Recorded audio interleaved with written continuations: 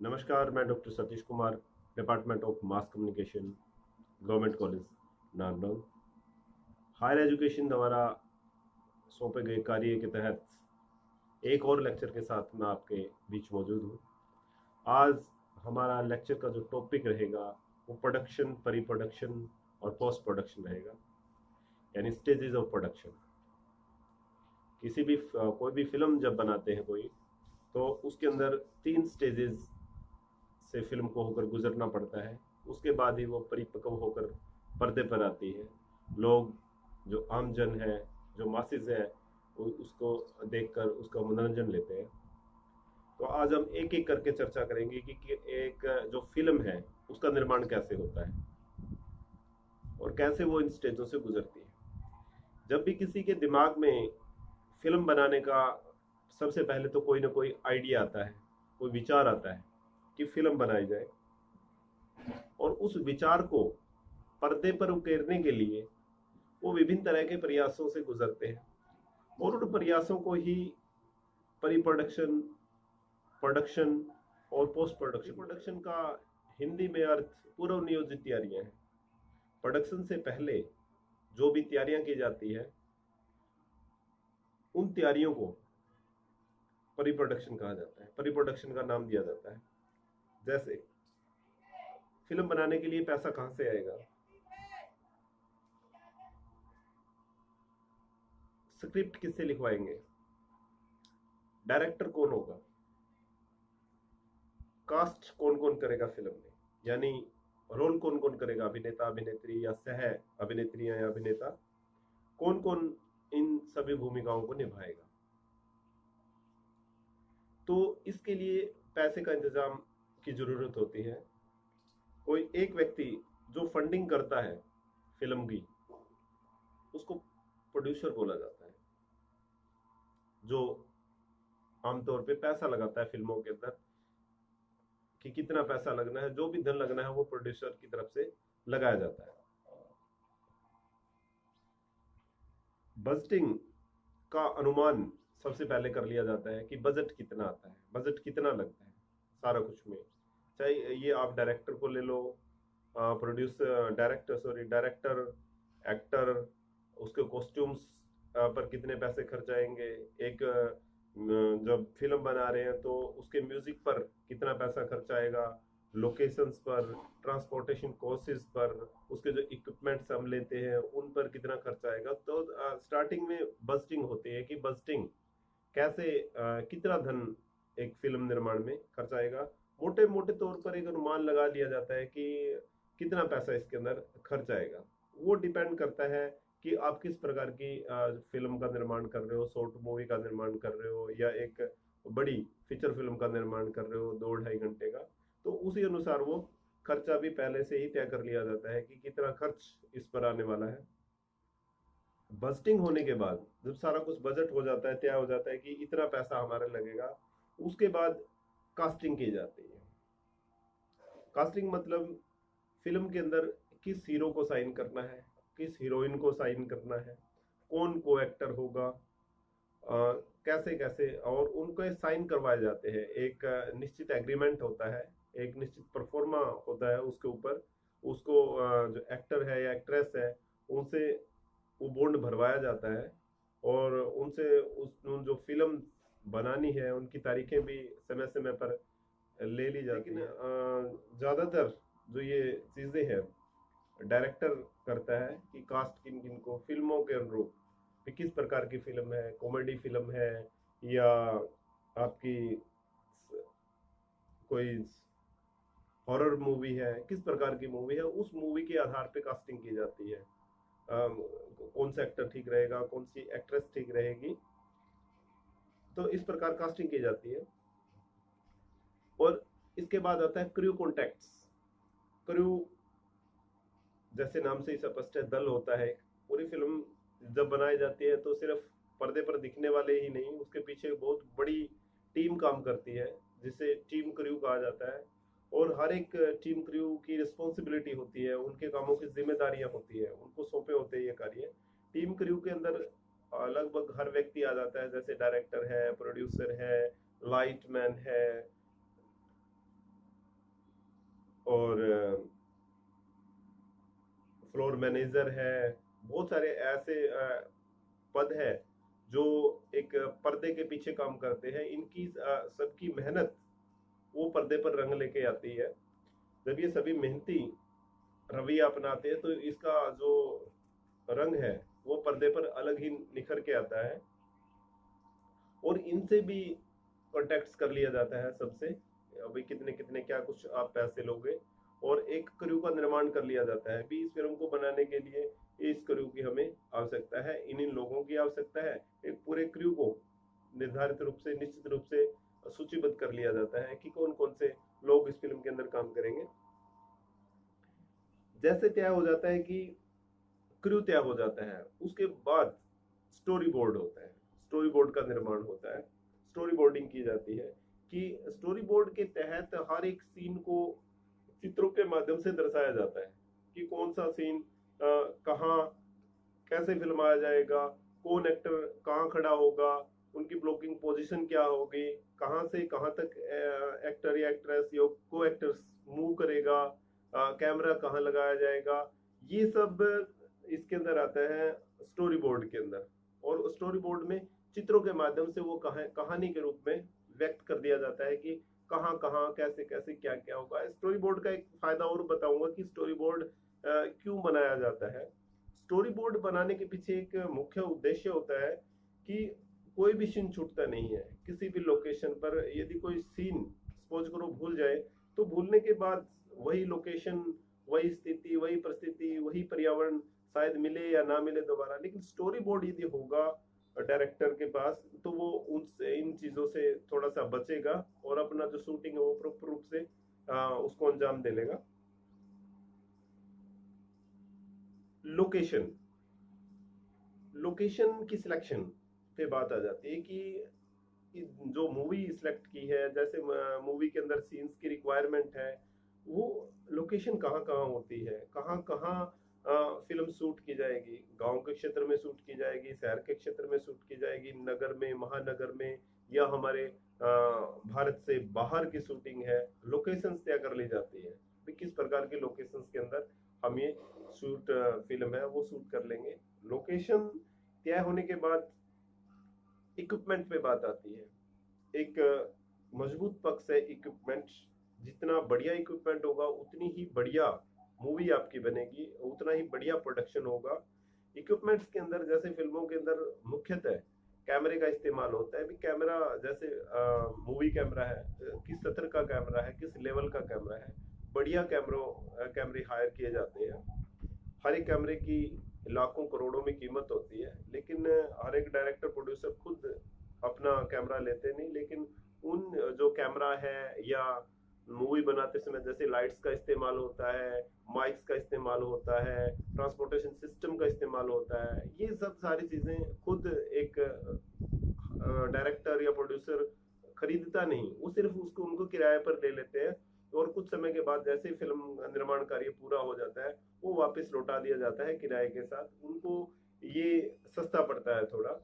तो सब प्रकार के इक्विपमेंट फिल्म बनाते समय, बनाने से पहले सॉरी, वो निर्धारित कर लिए जाते हैं। इस कैमरे से हम शूटिंग करेंगे, ये लाइट्स लगेगी, इन माइक्स का इस्तेमाल होगा। तो सारे के सारे जो इक्विपमेंट्स है वो निर्धारित समय से पहले ही तैयार कर लिए जाते हैं ताकि शूटिंग के दौरान उनको कोई दिक्कत ना आए। इस दौरान की शूटिंग के दौरान दिक्कत भी ना आए और शूटिंग रुके भी ना, निर्बाध गति से वो चले, तो इसको हम इक्विपमेंट हायरिंग बोलते हैं। भाई इक्विपमेंट हायरिंग क्या होती है, कैसे एक डायरेक्टर प्रोड्यूसर इक्विपमेंट हायर करता है और उनका प्रयोग करता है, ये सारी जो चीजें हैं वो प्री प्रोडक्शन के तहत आती है। कि प्री प्रोडक्शन क्यों जरूरी है। किसी भी फिल्म का यदि प्री प्रोडक्शन नहीं किया, प्री प्रोडक्शन पूर्व नियोजित तैयारियां नहीं की, तो उसका खामियाजा एक डायरेक्टर को, एक प्रोड्यूसर को, एक एक एक आम जनमानस को, जो उस फिल्म को देखता है, 3 घंटे व्यतीत करता है,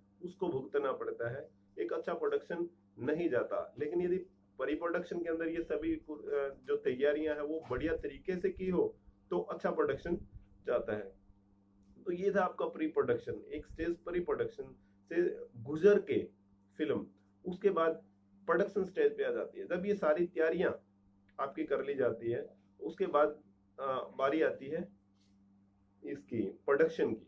भी सब कुछ तैयार हो गया है, कैमरा तैयार हो गया हमारा, लाइट तैयार हो गई है, माइक्रोफोन्स लग गए हैं, फ्लोर मैनेजर फ्लोर तैयार हो गया है जहां पर शूट होना है, या लोकेशन तैयार हो गई है वहां शूट करना है। हर चीज, एक्टर एक्ट्रेस सब आ चुके हैं और अब फिल्म को शूट करना बाकी है। तो जब ये शूटिंग चलती है तो जो शूट करना होता है उसको बोलते हैं प्रोडक्शन, प्रोडक्शन स्टेज, निर्माण कार्य। इसके साथ रहता है camera crew and equipments.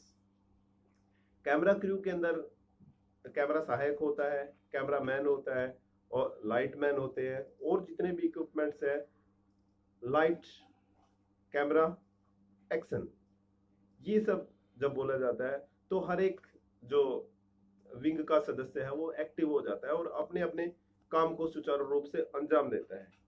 Lightman अपने आप अपने तरीके से लाइट को रखता है, कैमरा मैन कैमरा को रोल करता है, जो आपका कैमरा फ्लिपर वाला होता है उसको फ्लिप करता है, और एक्शन कहते ही अभिनेता और अभिनेत्रियां और जो उनके साथ सहायक अभिनेत्रियां या अभिनेता होते हैं वो एक्शन में आ जाते हैं और रोल की भूमिका, रोल अपने रोल में आ जाते हैं जो भी कुछ उनको दिया होता है। जैसे ही हर चीज, जैसे लोकेशन है, कोई किसी भी लोकेशन पे शूट करना है, लोकेशन पे शूट कर लिया, या जो स्क्रिप्ट दी हुई है, जो स्क्रिप्ट थी, स्क्रिप्ट के तहत पूरी प्रक्रिया, निर्माण प्रक्रिया पूरी कर ली गई, और पूरी करने के बाद बात आती है साउंड की, साउंड इक्विपमेंट और माइक्रोफोन। साउंड इक्विपमेंट जितने मजबूत हो गए उतनी ही फिल्म बढ़िया जाएगी, बढ़िया प्रस्तुत होगी। जिस प्रकार कई आपके माइक्रोफोन्स है, इनका कई जगह इस्तेमाल होता है, इनका इनका प्रयोग के तौर पे आधारित होता है, किस प्रकार का सीन है उस तरह से ही इनका इस्तेमाल भी किया जाता है। और निर्माण प्रक्रिया में इनकी महत्वपूर्ण भूमिका है। जब प्रोडक्शन करते हैं इनको हर चीज, हर सीन के हिसाब से इनको लगाया जाता है। चाहे माइक्रोफोन, किसी प्रकार का माइक्रोफोन की आवश्यकता है तो उसी प्रकार के माइक्रोफोन को वहां लगाया जाता है। लाइटिंग महत्वपूर्ण भाग है प्रोडक्शन के अंदर। लाइटिंग, 3 तरह की लाइट होती है ज्यादातर, यदि स्टूडियो के अंदर 2 तरह की शूटिंग की जाती है, आउटडोर शूटिंग और indoor shooting. Outdoor shooting studio से बाहर होती है और इंडोर शूटिंग स्टूडियो के अंदर की जाती है। इंडोर शूटिंग जब होती है तो मुख्यतः स्टूडियो के अंदर 3 प्रकार की लाइट्स इस्तेमाल होती है, key light, fill light, back light. इनका विशेष प्रभाव भी होता है, अपने अपने तरीके से ये जो अभिनेता अपना कलाकार प्रस्तुत कर रहे हैं, अपनी प्रस्तुति दे रहे हैं, उनके ऊपर विभिन्न एंगल से ये लगाई जाती है और विशेष प्रभावों के साथ इनका अपना एक अलग महत्व है। कॉस्ट्यूम डिजाइन, प्रोडक्शन में कॉस्ट्यूम जो डिजाइन है या कॉस्ट्यूम्स है वो महत्वपूर्ण भूमिका अदा करते हैं। मूड के अनुसार कॉस्ट्यूम जो निर्माता है या कॉस्ट्यूम जो डायरेक्टर है वो कॉस्ट्यूम पहनाते हैं कि किस प्रकार का, यदि एक भिखारी का रोल करना है तो किस प्रकार की उसके जो साज सज्जा है या वस्त्र वो डालेंगे। अमीर का रोल करना है तो कैसे एक अमीर को कैसी क्या क्या फैसिलिटी होती है, क्या क्या वस्त्र उनको डालने हैं। तो कॉस्ट्यूम डिजाइन, यदि एक मॉडल का रोल करना है तो मॉडल को कैसे वस्त्र पहनाने हैं, ठीक है। यदि एक नौकरी पेशा आदमी है तो उसको सूट बूट कोट पैंट किस तरह की वेशभूषा उसको देनी है। तो कॉस्ट्यूम भी महत्वपूर्ण भूमिका निभाता है प्रोडक्शन में। तो प्रोडक्शन करते समय कॉस्ट्यूम की महत्वपूर्ण भूमिका है। इसके अंदर एक चीज होती है ग्रीन स्क्रीन। ग्रीन स्क्रीन का बहुत रोल है इसके अंदर, प्रोडक्शन के अंदर। कोई भी ऐसा दृश्य जो आपकी पहुंच से बाहर हो वो ग्रीन स्क्रीन पर फिल्माया जाता है। आपको कुछ यदि सीन की बैकग्राउंड में कुछ दिखाना है और आप वहां तक पहुंचने में सक्षम नहीं हो, पॉसिबल नहीं हो, तो उस दशा में ग्रीन स्क्रीन का इस्तेमाल किया जाता है। बाहुबली एक मूवी आई थी, उसमें ज्यादातर ग्रीन स्क्रीन का इस्तेमाल किया गया था। और ग्रीन स्क्रीन पीछे लगा दी जाती है और आगे रोल अदा कर दिया जाता है, और बाद में जितने भी एडिटिंग सॉफ्टवेयर है उनके माध्यम से क्रोमा काट के जो डिजायरेबल आपके सीन्स है वो बैकग्राउंड में दिखा दिए जाते हैं। जिस प्रकार बाहुबली में दिखाया गया था झरने का बहना, या एक बहुत सारे ऐसे सीन है जैसे पहाड़ियों का, पीछे पीछे पहाड़ी है। हालांकि ऐसा कुछ नहीं था, स्टूडियो के अंदर सिर्फ एक ग्रीन स्क्रीन लगाई गई थी और उस ग्रीन स्क्रीन के आगे सारे दृश्य फिल्माए गए थे। तो ये सब प्रोडक्शन स्टेज के तहत आता है कि प्रोडक्शन स्टेज कैसे होती है, प्रोडक्शन स्टेज में क्या क्या होता है। उसके बाद जैसे फिल्म शूट कर ली जाती है इन सब माध्यमों से गुजर के, चाहे वो साउंड का है, कैमरा प्रॉपर तरीके से लगाया, साउंड के इक्विपमेंट सही तरीके से लगाए, लाइटिंग सही लगाई, एक्टर एक्ट्रेस ने मतलब टिपिकल डेज के अंदर जो डेट्स दी हुई है उनके अंदर आए और एक्टिंग की भूमिका अदा करी, और कॉस्ट्यूम्स जैसे भी कॉस्ट्यूम डिजाइनर ने डिजाइन किए वो डाल के शूट कर लिया जाता है। शूट करने के बाद अंतिम हमारा जो स्टेज है, सत्र है, वो पोस्ट प्रोडक्शन का आता है, जो बड़ी ही महत्वपूर्ण भूमिका रखता है प्रोडक्शन निर्माण प्रक्रिया के अंदर। पोस्ट प्रोडक्शन में जो भी फिल्म आपने शूट की है, जो भी कैमरे में आपने रिकॉर्ड किया है, वो सारा पोस्ट प्रोडक्शन में आ जाता है। और पोस्ट प्रोडक्शन का मतलब होता है एडिटिंग। एडिटिंग टेबल पे वो सारे जो शॉट्स आपने लिए हैं, जो सीन्स आपने लिए हैं, एडिटिंग टेबल पर चले जाते हैं। एडिटिंग टेबल में बहुत सारे ऐसे सॉफ्टवेयर है जिसके माध्यम से एडिट किया जाता है, जैसे एडोब प्रीमियर प्रो है, फिल्मोरा है, एफसीपी है, फाइनल कट प्रो अच्छा सॉफ्टवेयर है, या और भी बहुत सारे ऐसे सॉफ्टवेयर है जिसके अंदर फिल्म्स की एडिटिंग की जाती है। एडिटिंग में दो तीन चार मुख्य बातें बता देना चाहूंगा कि एडिटिंग कैसे की जाती है पोस्ट प्रोडक्शन स्टेज के तहत। पोस्ट प्रोडक्शन में एडिटिंग में जैसे भी यदि कोई अनवांछित दृश्य है जिसे डायरेक्टर नहीं चाहता भाई ये हो, तो उसको कट कर दिया जाता है। पहला जो फेज होता है थ्रू आउट, वो सारी जो भी एडिटर होता है सारे का सारा थ्रू आउट चला जाता है वो फिल्म के, और उन सीन्स को कट करता है जो फिल्म के लायक नहीं होते, जो अवांछित होते हैं, वैसे रिकॉर्डेड हो गए, ठीक है, और जो गलतियां हैं उनको रिमूव करता है, बिल्कुल वो रिमूव करके उनको कट कर देता है, डिलीट कर देता है। सिर्फ प्योर वही सीन्स रखता है जो उसको उसकी आवश्यकता होती है। उसके बाद उन जो कट लगाए हैं उसके बाद उन सीन्स को जोड़ देता है, कंबाइन कर देता है। पहले कट करता है, फिर कंबाइन करता है सीन्स को, कंबाइन करके उसके बाद वो आता है, कंबाइन करने के बाद इफेक्ट्स का दौर चलता है या ट्रांजिशन का दौर चलता है, या कंबाइन जिस समय हम कर रहे हैं तो ट्रांजिशन, विभिन्न तरह की ट्रांजिशन लगाई जाती है ताकि ऐसे पता ना चले कि यहाँ कट लगा हुआ है, तो विभिन्न तरह की ट्रांजिशन इस्तेमाल करके उन गलतियों को छुपाया भी जा सकता है। कंबाइंस करने के बाद इफेक्ट्स का इस्तेमाल होता है कि किस प्रकार इफेक्ट्स लगते हैं, विजुअल इफेक्ट्स पर काम होता है। या जैसे कट कंबाइन किया उसमें किसी सूट की रेयर चांस ही ऐसा होता है जब किसी कोई डायलॉग्स है या कहीं लोकेशंस पर जाके दोबारा से रीशूट होता है, वो बड़ा ही एक मतलब मैं कहूँगा यदि किसी ने गलती की है तो रीशूट उसको भुगतना पड़ता है, और फिल्म पर इसका ज़्यादा खर्च भी आता है रीशूट का, तो वो रीशूट भी कई बार करना पड़ता है। और जैसे ही आपका कट हुआ, कंबाइन हुआ, आपस में जो रील है वो जोड़ दी है, और जोड़ने के बाद ट्रांजिशन भी लगा दी है अपनी गलतियों को छुपाने के लिए, और ट्रांजिशन लगाने के बाद कलरिंग की जाती है, कलर ग्रेडिंग। जैसा जैसा मूड होता है फिल्म का उस प्रकार की कलरिंग होती है। यदि खेत के अंदर फसल दिखाई हुई है तो उसको, यदि फसल की ग्रीनरी ग्रीनरी दिखानी है तो हरे रंग को थोड़ा सा वो उभारेंगे, उस समय सीन वाइज कलरिंग की जाती है। यदि आप हॉलीवुड और बॉलीवुड की मूवीज को देखो, उनके अंदर दिन रात का फर्क होता है, उनका जो कलरिंग मेथड है वो थोड़ा सा अलग है, और जो बॉलीवुड इंडियंस का है उनका कलरिंग मेथड थोड़ा अलग है। उनको थोड़ी सी डार्कनेस की जो मूवी है वो थोड़ी सी पसंद है, लेकिन हमारे सीन्स के अनुसार इंडिया के अंदर कलरिंग की जाती है, कलर ग्रेडिंग की जाती है। जैसे कलरिंग करने के बाद जब कलर कर दिया जाता है, कलर ग्रेड कर दिया जाता है, उसके बाद साउंड मिक्सिंग होती है। यदि साउंड के अंदर कोई दिक्कत है, ठीक है, या डबिंग करनी है, या लिपसिंग करनी है, या कोई विशेष इफेक्ट देना है साउंड का, तो वो भी साउंड मिक्सिंग के तहत दिया जा सकता है। जैसे फोली साउंड है, यदि जिस समय शूट किया जाता है या प्रोडक्शन की जाती है, उस समय यदि कोई कार का दृश्य है तो कार की स्पष्ट आवाज उसमें रिकॉर्ड नहीं होती, अलग से कार के रिकॉर्ड्स का जो